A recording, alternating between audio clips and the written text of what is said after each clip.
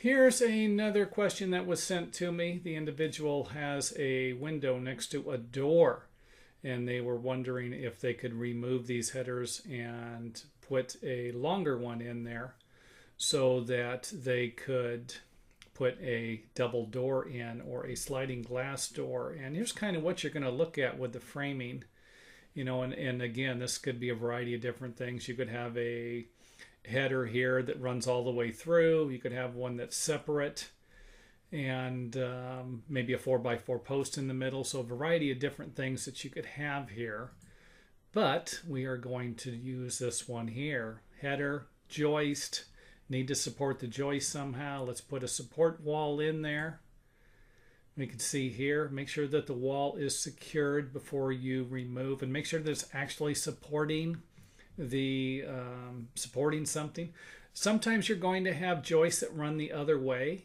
If this is the case, let's just say that the joist here ran at a 90-degree angle instead of north to south, they ran east to west, then you're going to have a different situation here. So this scenario would apply to this, where you're going to have the joist running this way and you can build a support wall. Now, here's the main concern. This is for a two-story home, not a single-story home. I've done plenty of videos like this on a single-story home. If you have a two-story house, you are going to need to make sure that you don't have any load-bearing walls. If you have a 4x6 header here that's 3 feet long, and you have it supporting a load-bearing wall, then, and when you go to make it 6 feet long, you might need to make it a 4x12. You might need to use some type of a special paralam or something, beam like that, or even a glue lam. Might need a special beam in there. And this is where the engineer comes in.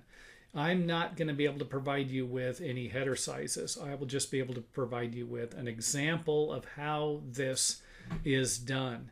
So if you plan on getting an engineer, this is where they are going to be helpful. And I do understand a lot of people that watch these videos are not planning on getting an engineer.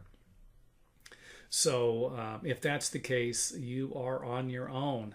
And sometimes it is. Sometimes you can actually go look around the house and you can say, hey, wait a minute, or go to some other framing projects and see the same situation and see what they used. And then maybe just go a little bit bigger if you can. Always better to go bigger instead of smaller. If you say, hey, I can put a 4x10 in here, but I got room for a 4x12, and you're not going to get an engineer, use the 4x12.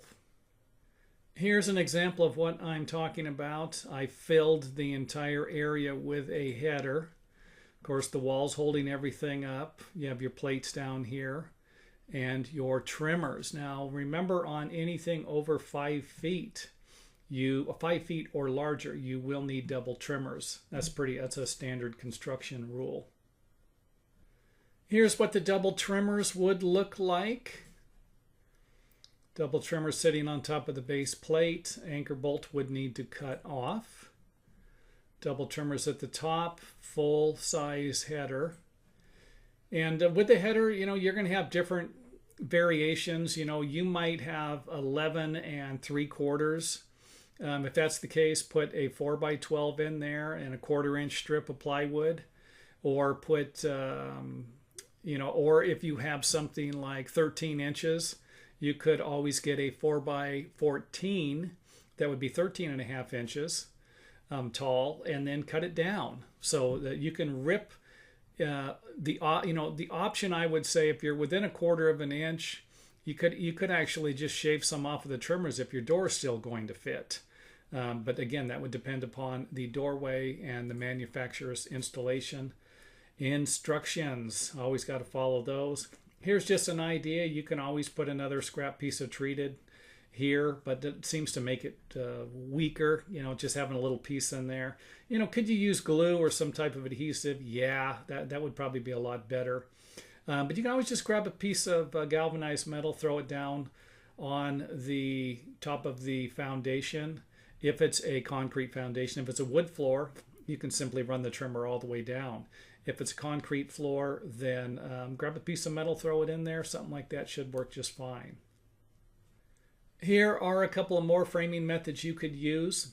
If you cannot add another stud here, you might need to do some modifications back here so that you can put your double studs back. And you can always run the header to the next king stud or to a 2x4 here, whatever is going to work, as long as you have the double trimmers underneath there. That is the key.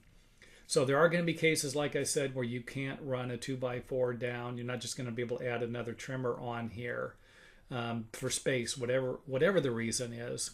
This is a method that you could use. And you might need to get creative with some of these methods, you know. The double trimmers is a must.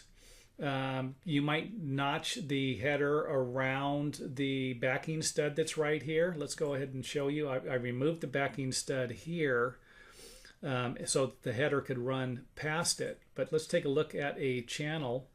A regular framing channel would look something like this. And this is the board that would need to be removed in order for the header to work out. But you could always, I think, notch around this as long as you have your double trimmers supporting the header fully, completely. So it wouldn't be a good idea to notch around this and then put another trimmer back here. That might not be the what an engineer would like to see.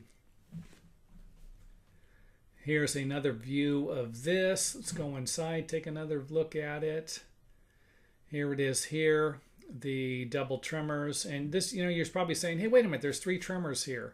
You know, well, the double trimmers here might be fine. You might not need to put this in there. I like to have it in there. The more the merrier. Do you need to fill this whole thing with trimmers? No. Last up on the list is if your new plate doesn't have an anchor bolt within 12 inches of it, then you will need to install something in there, whether it's epoxy or some type of framing anchor. I will leave that up to you. So hopefully this helps.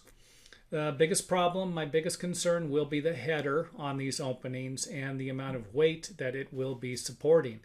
If you have a header that's going to be supporting a lot of weight from the floor above, you might have a wall, it might be a roof, it might be longer joists.